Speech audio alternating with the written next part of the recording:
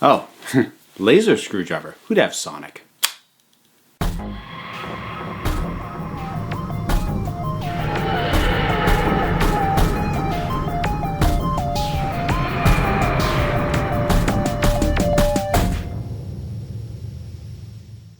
All right, folks, Overdue Doctor Who review time, and we're up to the two-part finale of Series 3. So that means that we are talking about Sound of Drums and Last of the Time Lords. But before we get into it, this episode is sponsored by the podcast Radio vs. the Martians. It is a fantastic podcast. I listened to it even before they started sponsoring some of my videos, and because it's a podcast, you don't have to spend money on it. Give it a listen. You've got time in your life at work. You've got to drive.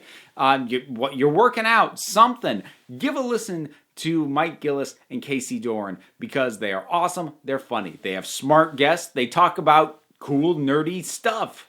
Kind of like what I talk about. But, you don't have to see their faces, whereas you're kind of stuck with mine. But they're awesome stuff. Radio vs. the Martians, radioversusthemartians.com, and, of course, wherever you happen to get your podcast. I'm getting good at this. I didn't know what I was going to think of this one. It's not like I've never seen it before. Of course I have. But my perception of what it was and how well it worked has really gotten muddled. I haven't rewatched this story in a long time. My memory was that this master didn't really do much for me, and that the resolution at the very end was just too cheesy. That was my memory, which was not completely off base. That said, having now rewatched it, I think I have historically been a little bit harsher on John Simm's master than I think was warranted, at least in these performances. That's not to say that I think he's great from top to bottom. I don't. I still have a lot of problems with this particular interpretation of the master, but there is some good stuff with him, and I can actually even narrow down exactly what with him works and when he works, and I will mention that in a little bit. So, I feel like I had either forgotten or had neglected to mention, what about his performance does actually work for me. But let's get to before that. So, we've got the Doctor, Martha, and Captain Jack, which is a really fun dynamic. The three of them together for the brief period before they are caught, they're working quite well. I was surprised how well Martha's family actually worked, considering that they never really left much of an impression on me in any of their earlier appearances. Something about I think all of the actors that they got, the mother especially, was really good at conveying a lot of thought and anger in her expressions in a way that was believable. Because oftentimes you get an actor who's not very good to express anger without words, and they just get all... But there was an intensity to her a lot of the time that really sold what was going on quite well. So that they were way better than I remember them being. Martha honestly has some really strong moments in this as well. I love the Doctor saying, that you can't try and help them. I know they're your family, but she just shuts him up. It's like, don't talk to me. I need to do this. And I love her putting her foot down like that. And because the strength she has behind it, if she didn't have the strength of her conviction on that, she would have come across like a petulant child or someone who's panicking. But what she comes across as is someone who's knuckling down and getting the job done, which I really like, and also feeds into how she ultimately helps resolve the entire situation by the conclusion of the story. Jack is fun to have back. He actually doesn't get all that much to do except to die and quip a little bit, except he's good at that, so that works well enough. I really wish that, especially considering that she technically came back, I really wish we could have had more time to spend with the Master's wife. Because I feel like she had a fascinating arc that we only catch tiny glimpses of. So, initially, we see her and we think, well, she's a prop. And then, she has the conversation with that journalist and we realize, oh, no, she's in on it. And she even seems to be enjoying it. But then by the end, there's no fun in this anymore. And she looks broken. And of course, she's ultimately the one who shoots the master, which feels so telling. And I feel like there was a great amount of story conveyed without ever giving us the details of why she was so broken within a year. But she conveyed that so well as an actress. That was terrific. So let's start talking about the master. What I don't like about John Simm's master is that I'm not going to say the master can't be high energy, and I'm not even going to say the master can't have fun with what he's doing. But there's something about the sort of hopping around. He's almost like an evil Looney Tunes character. He's like if Daffy Duck started killing people. I practically expect him to start hopping around going, hoo-hoo, hoo-hoo, hoo-hoo. Like, that's the level that he's playing it at, and I just don't enjoy it. And I enjoy it less now than when I saw it the first time, because since then, I've seen other masters. I've seen Roger Delgado be the master. And we had Missy, and I've seen these, Jeffrey Beavers on Big Finish. I've seen interpretations of the master that I like so much more. And yeah, I don't enjoy seeing this ridiculous, goofy thing that he's doing.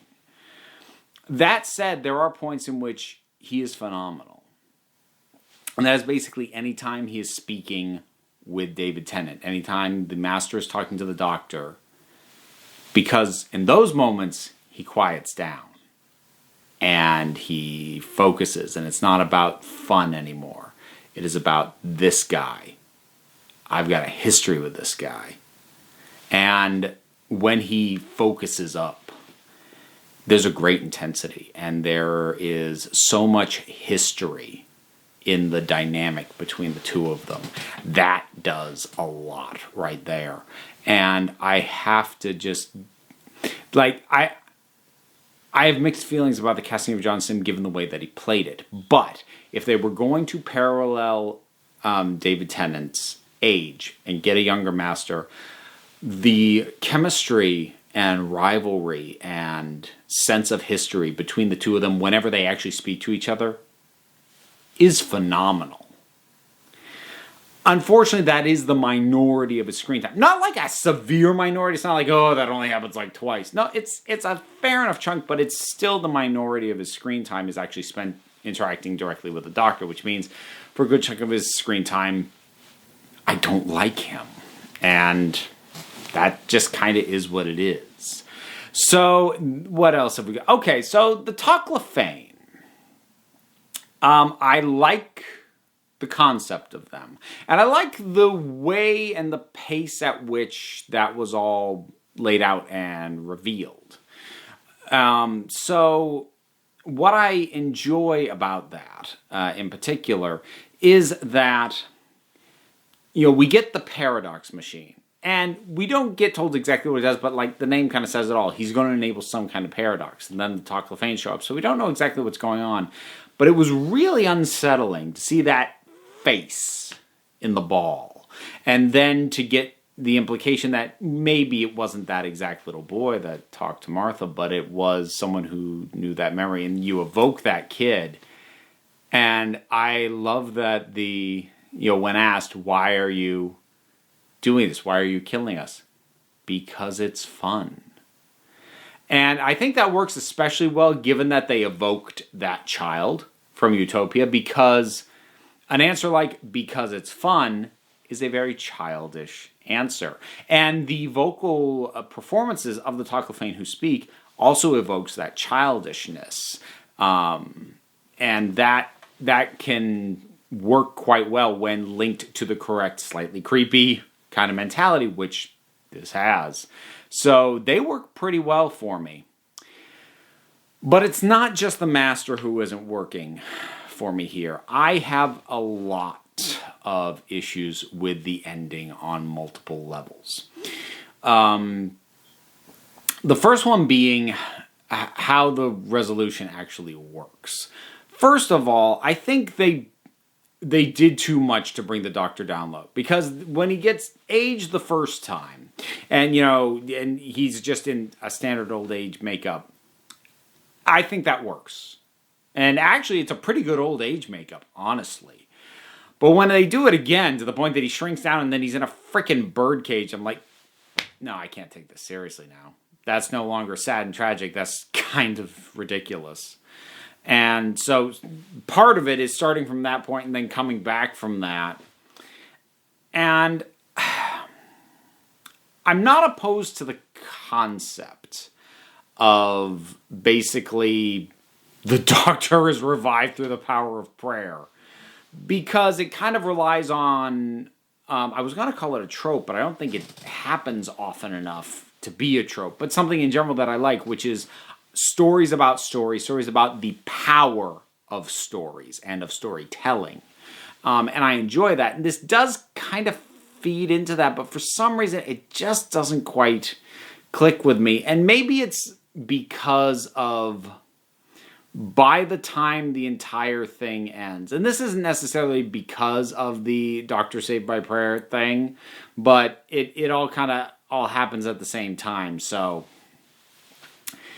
it happens in rapid succession that the Doctor gets revived, and then the paradox machine is blown up, and then a year of time is undone. And I think that more than anything else, I have a really big problem with, because if you're not going to play out the consequences or have truly significant fallout from something as massive as the entire world gets taken over, the population gets decimated, and the world is under the rule of this madman, if you're not going to have that have a notable impact on the world, then why are you doing it? Because the Master could still have had just as heavy an impact on the Doctor, which is the impact that works, without having to enslave the world for a year and then you undo it, so what was the point? The Master's important damage is done to the Doctor, and that did not require the entire world to be taken over for a year again and then just get rolled back anyways in order to accomplish that damage. So I don't have a problem with the world being taken over storyline. I do have a problem with it being undone to this degree, because again, I'm just left thinking, if you're not willing to play out the consequences, then don't go that big. And I we'll see if I stick with this. I think this might be, I would say this is tied for worst offender for a Deus Ex Machina ending. And because the thing for me, a truly egregious Deus Ex Machina ending isn't just one where something basically narratively gets pulled out of a writer's butt and fixes the whole problem. The truly egregious Deus Ex Machina ending is the one that puts everything back the way it was, so that the entire problem might as well not have even happened, because in the end, there's no consequence to it. And that's what happens here. And that drags the entire thing down a lot for me. It picks up a little bit with the death of the Master, because I like his spite at refusing to regenerate. I still think they dragged it out a little bit. Not his death specifically, but like after the Toclafane are sent back, there's this whole thing with the Master, like he's gonna launch the missiles, but the Doctor tells him, no, you're not, and then he doesn't. I'm like, I don't know what even the point of that bit of it was. And like they could have just gone from, the Toclafane being dealt with and then the Master gets shot. Like that would have been fine. There's that weird interlude that doesn't need to be there. I just feel overall that the thing has a handful of flabby elements that your mileage may vary as far as how much they bother you. They do bother me quite a bit. But to be fair, I do think in the past, looking back at this episode, I think those things that bother me were lingering in my head and diminishing the stuff that's good. And there is quite a bit that's good. Also, coming back to Martha leaving, I do like Martha making the choice to leave on her own. And I like that the doctor doesn't really try and stop her. You know, he offers to get going. He just kind of looks at her face and he's like, okay, he gets it. I don't love that she has to make the comparison to her, what was it, her flatmate and a boyfriend. Like, I don't think it was necessary to make that parallel explicit. I don't think it serves anything. The moment was great before that. It's just added in. But I do still like that Martha chooses to leave. I think the decision was a very mature one, and I think the point at which she did it was like, yeah, that's a good point to do it. So that is, yeah, I'll wrap it up on that. Sound of Drums, Last of the Time Lords, better than I remember it, although the problems were absolutely still there. What do you think about it? Whatever your thoughts are, drop something down in the comments. Let's talk about it. A whole bunch of stuff to do because there's buttons and links, things that take you to things like my Patreon, my book, my Twitter, merch, all sorts of stuff. Click on them and see where they take you, or don't. That is okay, because at the end of the day, you're the council. I'm just running the meetings. And until next time, this council is adjourned.